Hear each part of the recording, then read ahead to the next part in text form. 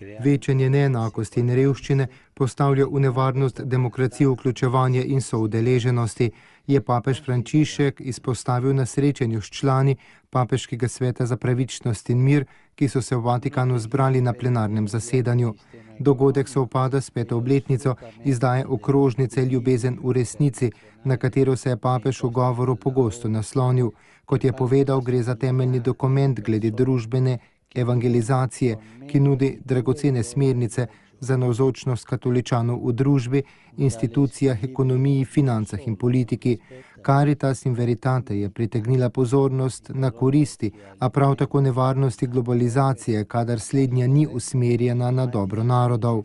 Izpostavil je tudi enega od vidikov današnjega ekonomskega sistema, namreč izkoriščanje mednarodne neuravnoteženosti cen dela, pri čemer je spomnil na milijarde oseb, ki živijo z manj kot $2 na dan. Takšna neuravnoteženost ne spoštuje dostojanstva tistih, ki opravljajo fizična dela za nizko ceno in prav tako uničuje zaposlitvene možnosti v regijah, kjer je delo v večji meri zaščiteno, je dejal papež Frančišek.